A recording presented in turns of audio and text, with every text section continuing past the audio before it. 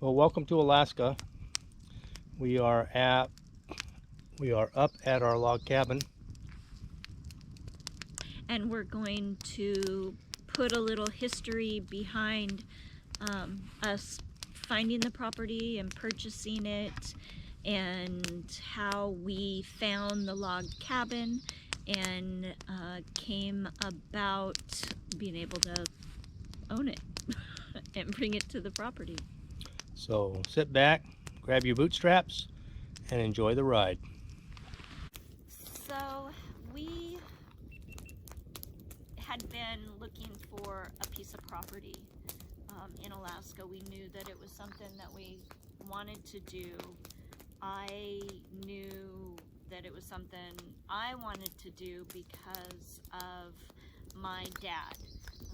My dad loved Alaska, and he loved being up here. When I was a toddler, he got his bush pilot license, or he got his license, his flying license. And if I remember right, and my brother David would probably correct me if I'm wrong, he took lessons in Kelso, Washington from the first female flight instructor there in Kelso.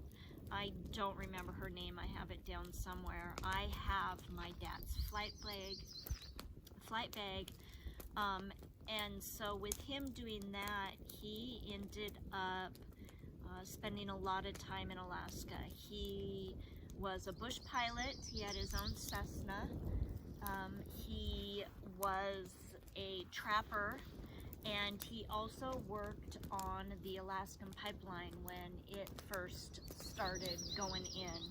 He was one of the head guys. So he had brought me up here one time when I was, I think 13, in Anchorage. He was living in Anchorage at the time, and I loved it. And I just knew it was someplace that I wanted to be, maybe to try and be a little bit closer to my dad in what he felt about this wonderful state. My dad has been gone for a number of years now. I think it's been, gosh, 16. And so with Bill, why did you want to be here in Alaska? So those of you that know me know that I love the outdoors, that I love being away from people. And this has always been my dream, to be up here, even as a kid. In high school, I wanted to run away and come up here and homestead some land and do all that. But then also in high school, I learned about girls, and that kind of shut me down a little bit for that. And then I went in the military and did my duties.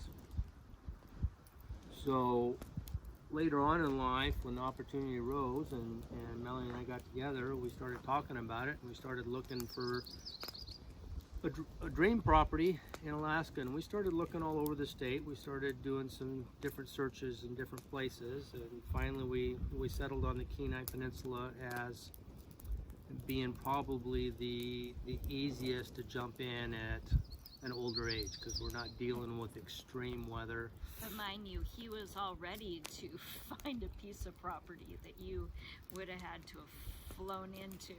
I would have given it my best effort, that's for sure. He did try.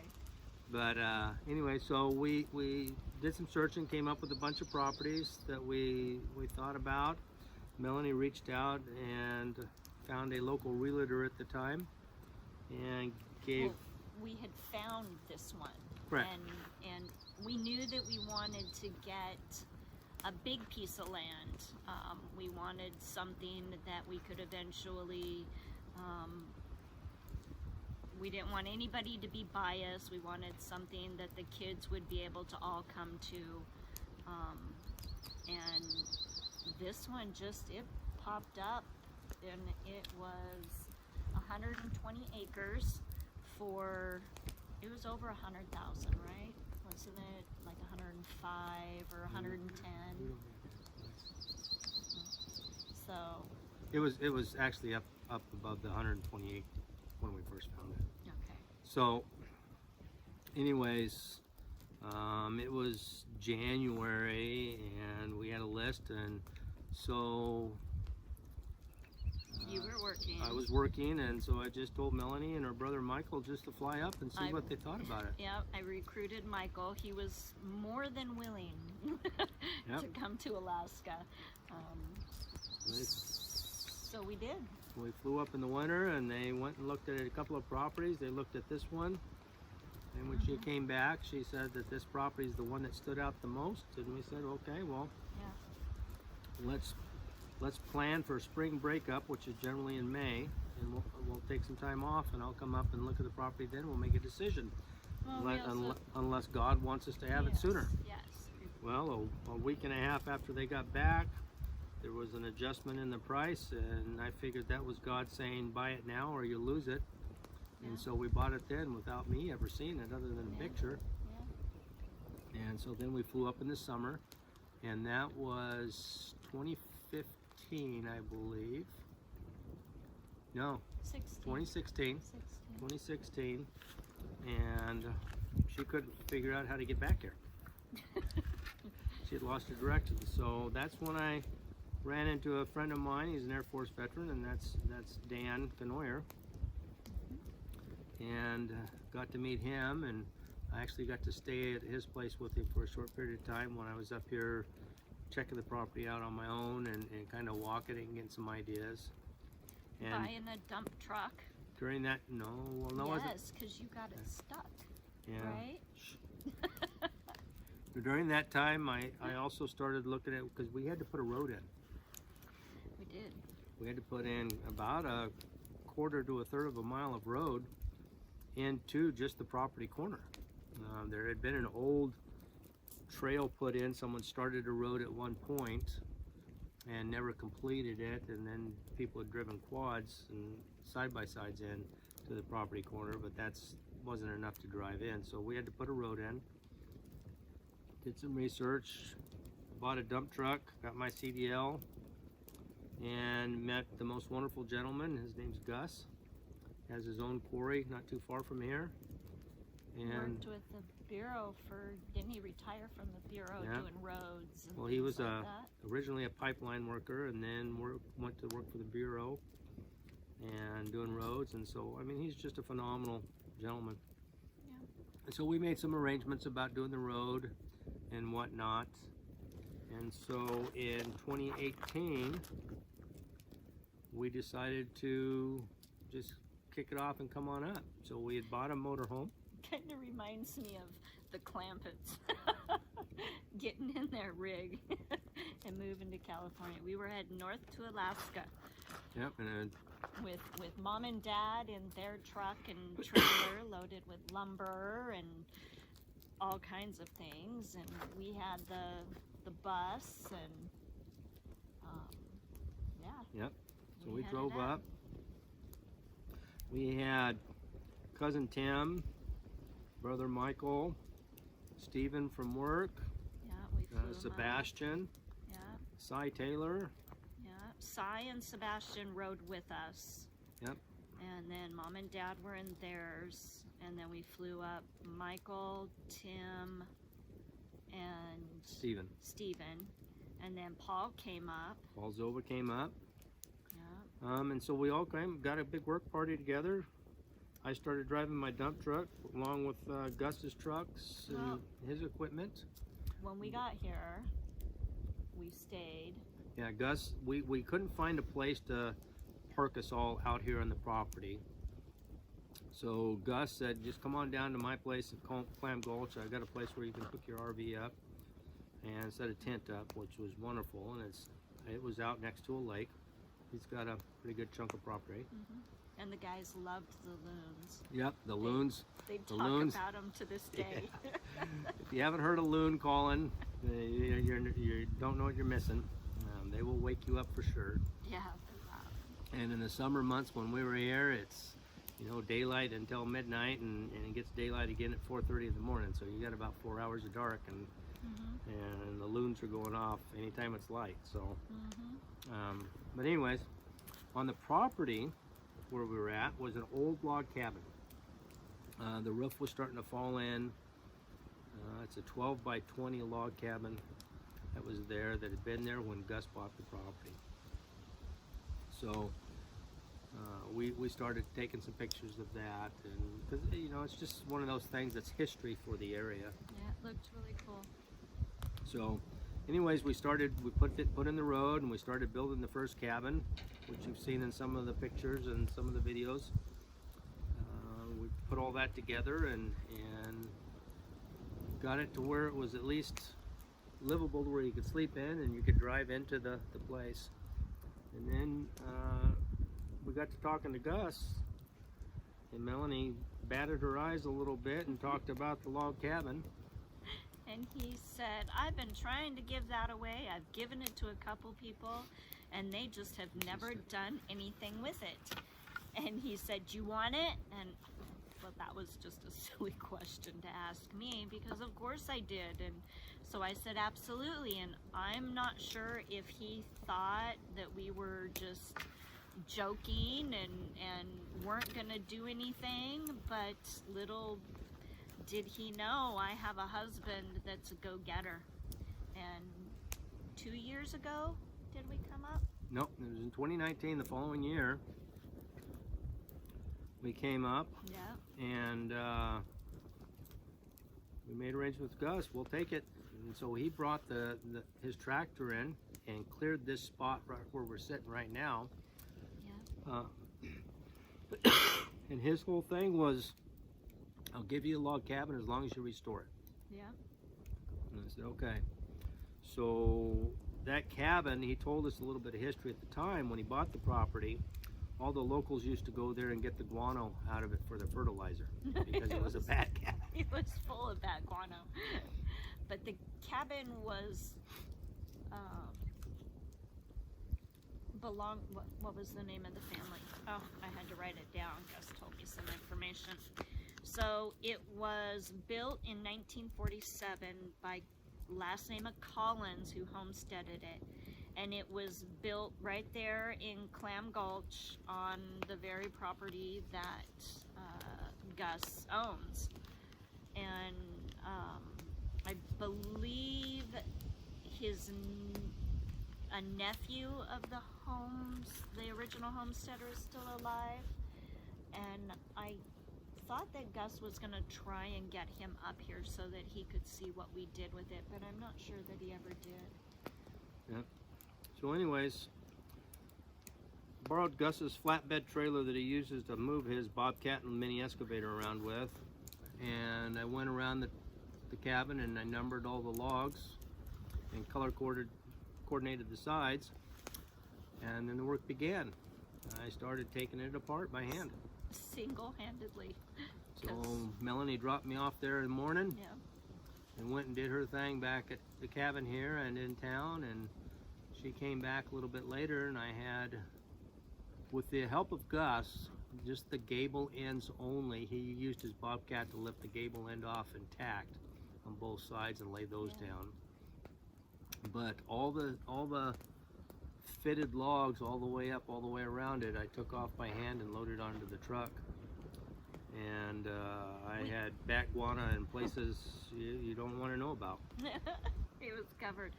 We will try and put photos in. It's the one thing that we haven't quite figured out how to do in the videos. We weren't able to salvage the bottom log, the foundation log. Wasn't it 2 rows? No.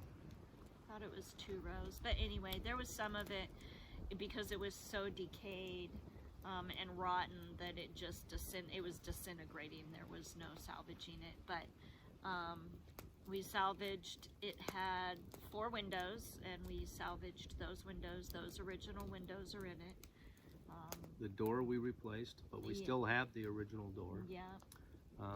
So I had to go down. I found a guy that has a local sawmill, and he milled me some logs for the bottom, to be the bottom logs.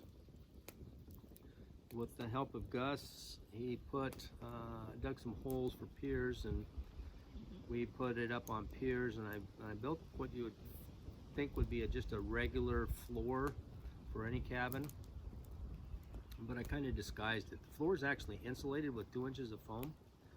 And then over the top of that, the same guy that did the milling of the bottom logs, I bought a whole bunch of rough cut 1x6 spruce. So we talked a lot about how all these other people helped with the lower cabin. So with this cabin, my brother David came up. Yes. This cabin is kind of, it's a namesake after my father. We call it the Friedenberg cabin. And so my brother David came up, and Sebastian, and Sebastian he was only able to stay a week, I think. David stayed 2 weeks, I believe. And so between David and Bill, they are the ones that did the majority of this cabin, along with Sebastian helping on the floor, and then with some of the roof,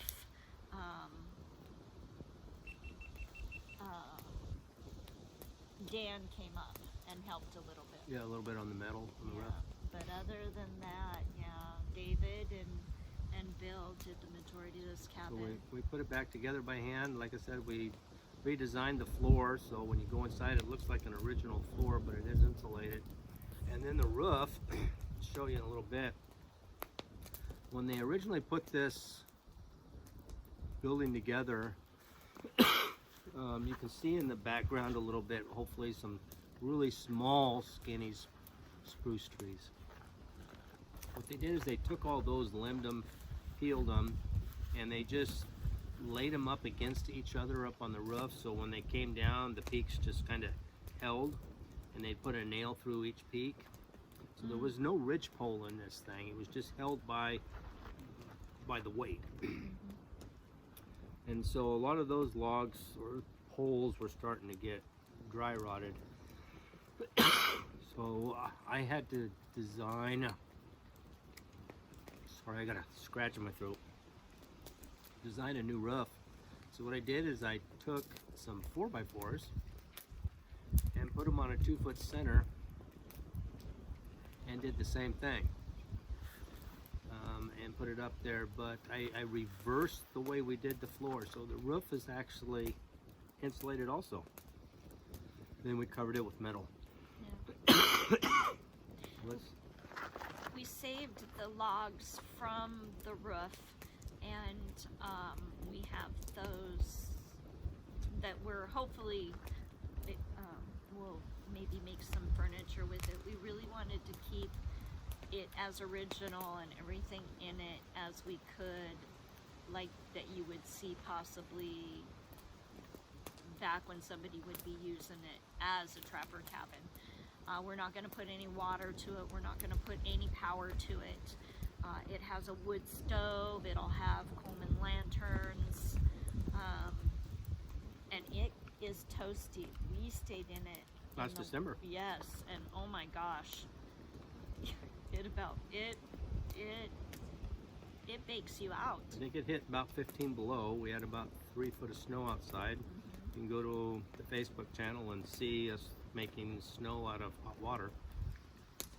It was that cold, but we were in shorts and t-shirts inside with the window cracked open. Yes. Because it was so warm inside this little cabin. So it was really nice.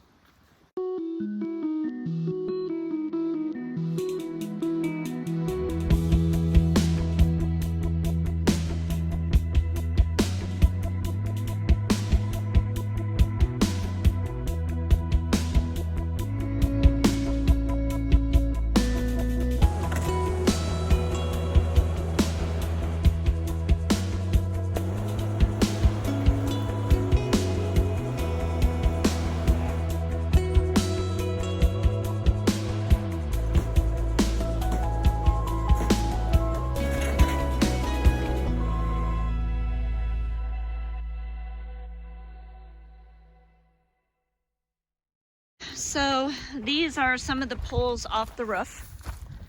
Kind of small. Yeah. that we're gonna hopefully be able to make some furniture. I'd like to do a bed. We did use some of them. We've got a table in there.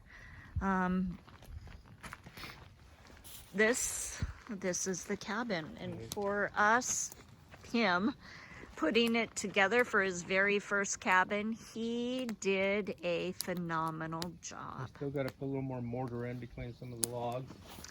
And the 1x6 is just because when we winterized the cabin, we wanted to make sure that a bear couldn't just go up there and push on the window. We want to kind of give it at least a little deterrent. I mean, obviously they can get into for whatever they want. But And you can see where these logs, these two bottom logs, well, 1.5. These are new logs. These are what we had to do new. And then we took cement and put on the outside of it. just a chink in the middle. Yeah. And then to come around, here's some more of the logs. What ones were these from? These were some that we had to swap out because they weren't going together with us putting the floor on. Correct. Because This was an old door jamb. Yes, yes. And we had to redo that. Redo the door. Right. I had to pull that log out and do it. So we have some things we still have to finish around it. And this is a cabin that will only be used for family. Just because it means a lot to me and it's not something that we will rent out. So we will take a gander inside. The door Bill made, did a wonderful job. Fredenberg Cabin, established in 2020.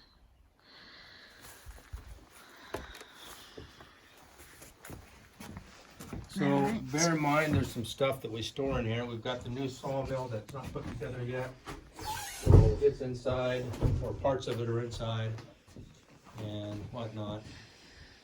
So Bill and Rick collected, Rick, another Air Force veteran. collected the stone to make the base and the backing for the wood stove.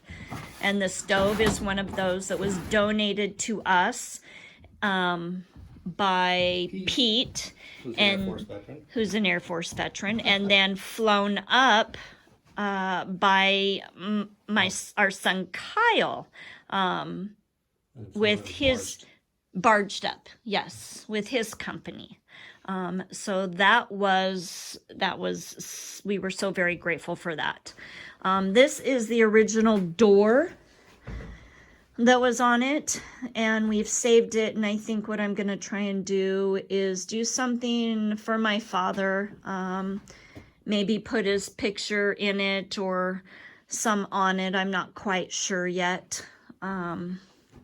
But you can see the inside of it. Like Bill said, we store a lot of stuff. He just picked up his new sawmill, so it's in bits and pieces, but you can see the original windows. And the chinking on the inside, that's what it's called, right? Chinking. It's just insulation. Is what they used moss a lot of times out in the trapper cabins. We weren't going to use moss. So we actually have done it with insulation. And then we'll cover that up Right. with an actual chink. Right. Bill made a wonderful shelf, and then there is a table that he also made using some of the original poles that were in the cabin. We've also added, can you open that? Because we do have bears, and this way you are able to put a 2x4 in it, and it will deter or make it harder for a bear to get in. So, anything else? Oh, did you show the ceiling? Yeah, I can show the ceiling. And there's our ceiling.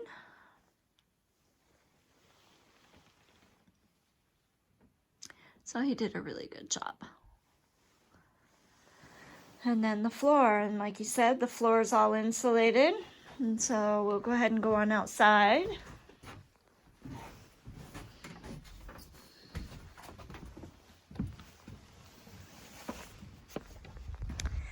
And during the time in putting the cabin together, Brother David built this phenomenal outhouse. That's the tin from the roof. That's that's the old tin from the original roof on this cabin. Last winter, Yes. we believe it was knocked over by a bear. When we got up here, it was tipped on its backside. So Bill had to put that back up. Walking around, you can see it's pretty high off the ground. You want to go stand by that, sweetheart? The windows are. So it'd have to be a pretty big bear to crawl up in the windows. This is the road that goes down to the first cabin going out of the property. So up here, I think, is where we're still talking. I've got ideas and he's got ideas, and we just need to make a mesh where we're gonna possibly put the church. We want to do a small log cabin church. He's making a carport. So he's gonna be pretty busy up here in his retirement days.